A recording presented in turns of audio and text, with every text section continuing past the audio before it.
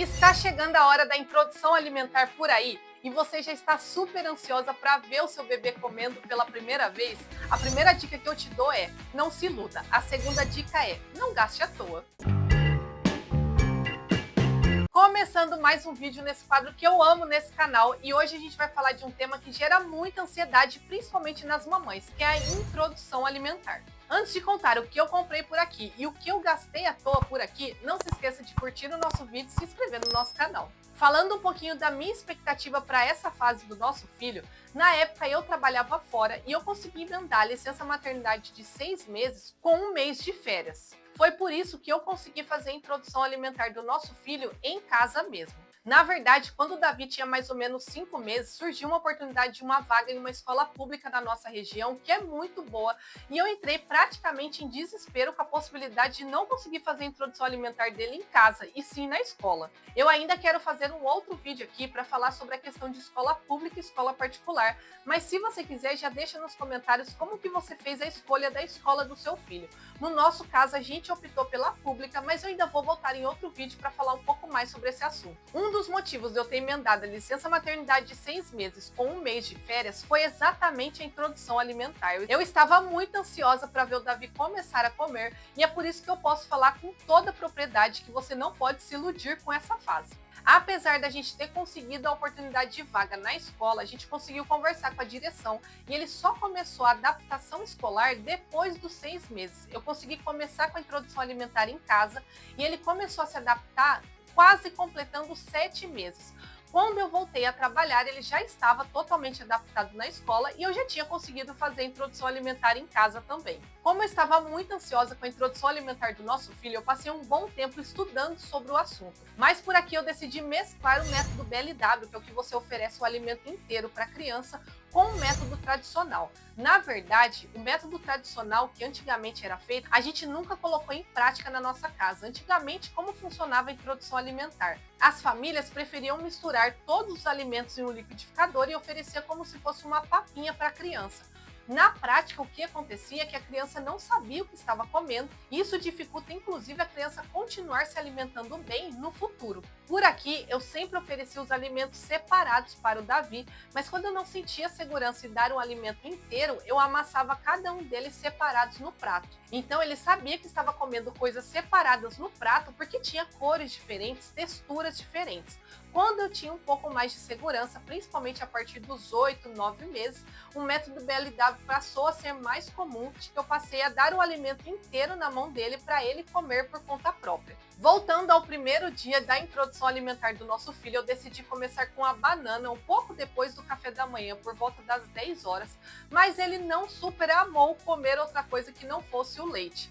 Na verdade, eu costumo dizer que não é introdução alimentar, é bagunça alimentar. Eu deixei ele com a banana, ele brincou muito com a banana, mas comer mesmo eu preferi raspar com uma colher e oferecer para ele. No segundo dia eu escolhi a laranja e assim por diante. Cada dia eu ofereci uma fruta diferente, fui ampliando cada uma das refeições e seguindo as recomendações do próprio pediatra dele. Como o objetivo desse vídeo é evitar que você gaste à toa, vou começar falando o que eu me arrependi de ter comprado e que nunca foi útil por aqui, que foi um babador.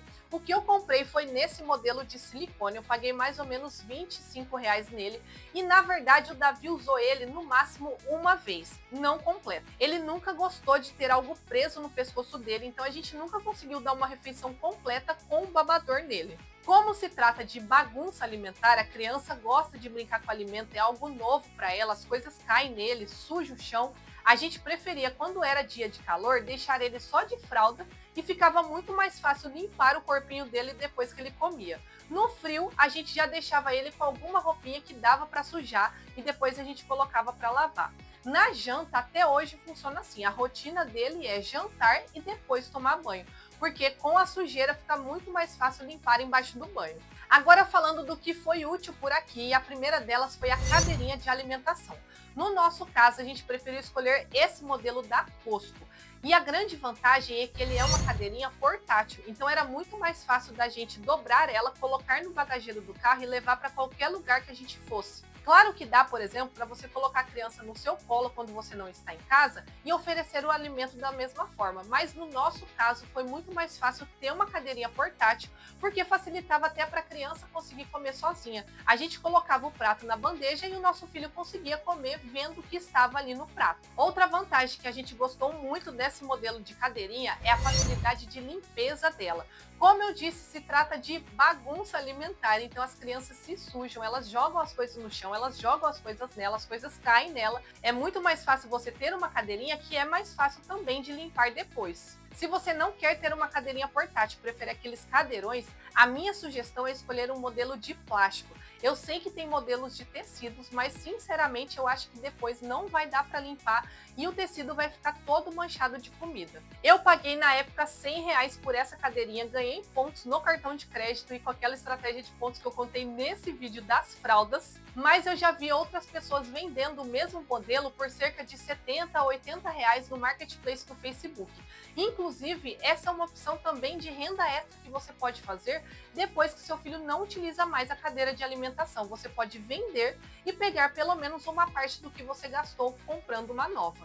Agora, o restante das coisas que você pode ou não comprar na introdução alimentar vai depender da sua empolgação para esse momento. Por aqui eu comprei também um kit de plástico que vinha uma colher, um garfo e um pratinho, e a gente utiliza até hoje os 3 itens do kit. Você pode também optar por escolher qualquer talher, qualquer prato que tem na sua casa, mas como aqui a gente não tinha nenhuma opção de plástico, eu achei melhor comprar um novo para evitar acidente em caso de vidro. Crianças jogam as coisas no chão, eu perdi a conta de quantas vezes o Davi jogou o prato de comida no chão, isso acontece, é completamente normal, então eu achei mais arriscado oferecer em um prato de vidro, mas vai da escolha de cada um.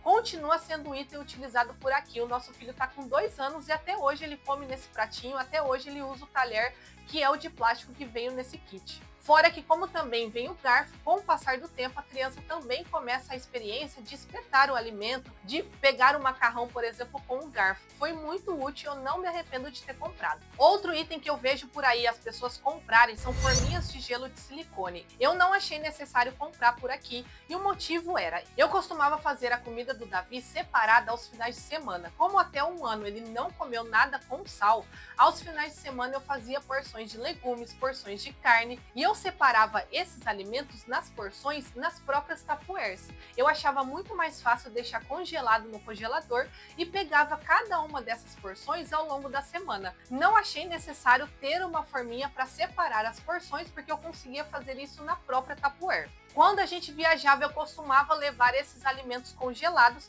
e oferecia onde a gente estivesse com o Davi, porque era muito mais fácil do que encontrar um alimento sem sal para ele. Eu costumava congelar os legumes já cortados nos tamanhos de segurança para cada fase da vida dele. Se você tiver curiosidade pelo método BLW, mas tem medo de como oferecer com segurança, eu sugiro para você o aplicativo BLW. Ele ajudou muito a gente nesse período inicial da introdução alimentar, porque a gente sabia como oferecer de maneira o alimento que seja seguro também para a criança. Resumidamente, o que seu filho vai precisar da introdução alimentar é a sua paciência e, além disso, um prato, uma colher e, se você preferir, uma cadeirinha de alimentação. Esses 3 itens já foram suficientes para a introdução alimentar por aqui. Gostou desse vídeo? Então comenta aqui como que foi a introdução alimentar por aí ou que expectativa você está criando para a introdução alimentar do seu bebê. E comenta também, tem alguma outra coisa que você está pensando em comprar para a introdução alimentar do seu filho? Não se esqueça de curtir esse vídeo, se inscrever no nosso canal e ativar o sininho de notificação porque logo tem vídeo novo do nosso quadro Economiza Mãe e Pai.